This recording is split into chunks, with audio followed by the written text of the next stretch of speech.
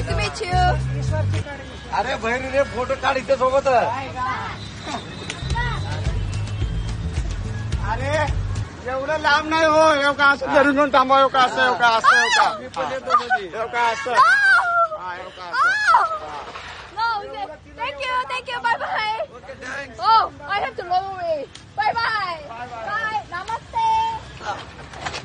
Wow. हजारो किलोमीटरचा प्रवास करून भारत पाहायला आलेल्या या कोरियन तरुणीबरोबर हा लाजिरवाणा प्रकार घडलाय. परदेशातून भारतीय संस्कृती समजून घ्यायला आलेल्या तरुणीला या तरुणाच्या कृत्याने तेथून पळ काढावा लागलाय. हा प्रकार कुठे घडलाय माहितीये? ऑक्सफर्ड ऑफ द ईस्ट मानल्या जाणाऱ्या पुण्यात. होय, विद्येचं आणि ज्ञानाचं माहेरघर असणाऱ्या पुण्यात. एक कोरियन युवती ब्लॉगरचं काम करायची. तिला एक बदमाशी केली होती एका व्यक्तीने रावेत परिसरामध्ये आणि त्याचा व्हिडिओ हा सोशल मीडियावरती व्हायरल झालेला होता. परदेशातून आलेली तरुणी एकटी आहे. तिला आपली भाषा येत नाही. ती इथं फारसं कुणाला ओळखत नाही. म्हणून या तरुणाने थेट तिच्यावर हातच टाकला. तरुणाचा स्पर्श कोरियन तरुणीला लागलीच कळला आणि इथं धोका आहे म्हणून तिने तिथून पळ काढला.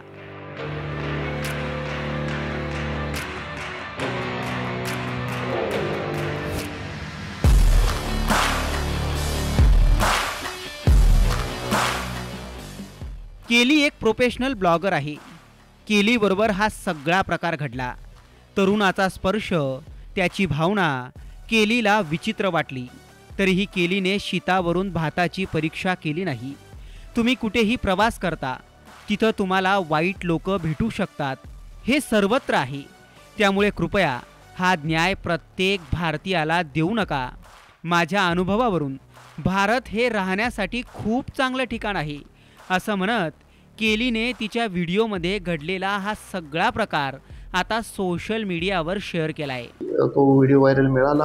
आमचे police commissioner sir Vinay Kumar Choubey साहेब आहेत. त्यांनी तात्काळ पोलीस स्टेशन आणि क्राईम ब्रँचला निर्देश दिलेले होते की तात्काळ कारवाई करा म्हणून. त्या अन्वये गुन्हा शाखेचे क्राईम ब्रँचचे जे आमचे अँटी गुंडा स्क्वॉड आहे त्यांनी त्याला 2 तासाच्या आतमध्ये तात्काळ ताब्यात घेतलेला आहे आणि त्याच्यावर पुढील कारवाई करण्यात येत आहे.